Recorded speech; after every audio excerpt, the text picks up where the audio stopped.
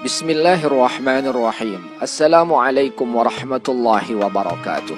Baiklah, sekarang sama-sama kita ikuti dulu hadis-hadis tentang sholat duha. Yang pertama, sholat duha itu bernilai sedekah. Ini sebagaimana terdapat di dalam hadis riwayat Muslim dari Abu Dzar. Yang kedua, bahwa sholat duha itu merupakan kebiasaan yang dikerjakan Nabi SAW. Beliau biasa mengerjakannya 4 rakaat dan beliau menambahkan sesuai yang Allah kehendaki. Hadis ini diriwayatkan Imam Muslim dari Aisyah radhiyallahu anha. 3. Bahwa sholat duha adalah salah satu wasiat dari Nabi SAW. Beliau berwasiat agar puasa 3 hari dari setiap bulan, mengerjakan sholat 2 rakaat duha, dan mengerjakan witir sebelum tidur. Hadis riwayat Al-Bukhari dan Muslim dari Abu Hurairah. Yang keempat, bahwa Nabi SAW menganjurkan jangan meninggalkan 4 rakaat di awal siang, yaitu sholat duha 4 rakaat. Niscaya Allah akan berikan kecukupan di akhir siang. Hadis riwayat Abu Daud dari Nu'aim bin Hammar. 5. Bahwa sholat duha adalah sholat yang dikerjakan Nabi SAW pada hari Fathu Makkah. Beliau mengerjakan pada hari itu sebanyak 8 rakaat. Hadis riwayat Abu Daud dari Ummu Hani. 6. Bahwa salat duha punya fadilah sesuai jumlah rakaat yang dikerjakan. Jika 2 rakaat, maka yang mengerjakannya tidak akan dicatat sebagai orang yang lalai. Jika 4 rakaat, maka dia dicatat sebagai orang yang muhsinin, banyak berbuat baik. Jika 6 rakaat, dicatat sebagai orang yang senantiasa menegakkan sholat.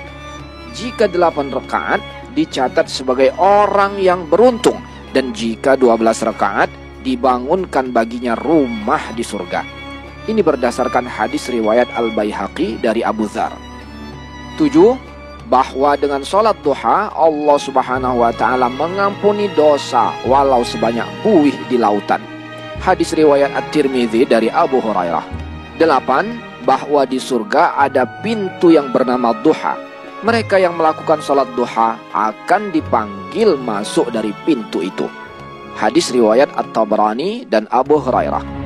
9. Bahwa sholat isyraq itu sama dengan sholat duha di awal waktu menurut sebagian ulama. Maka siapa yang mengerjakannya, dia mendapatkan pahala haji dan umrah. Hadis riwayat At-Tirmidzi. 10. Bahwa sholat duha itu ibarat mendapatkan ghanimah atau harta rampasan perang yang sangat banyak dan kemenangan yang dekat. Sebagaimana yang tercantum di dalam hadis At-Tabarani dari Abdullah bin Amru. Ketika itu Rasulullah mengatakan kepada para sahabatnya tatkala mereka melihat kepulangan pasukan dari medan perang dan membawa ghanimah serta kemenangan. Maka beliau mengatakan, maukah kalian aku tunjukkan yang lebih daripada semua itu, yaitu melaksanakan sholat duha. Dari semua fadilah sholat duha, bahwa ia adalah sholat yang bernilai sedekah. Ia adalah kebiasaan harian Nabi SAW. Bahkan saat Fathu Makkah, beliau melaksanakannya sampai 8 rakaat.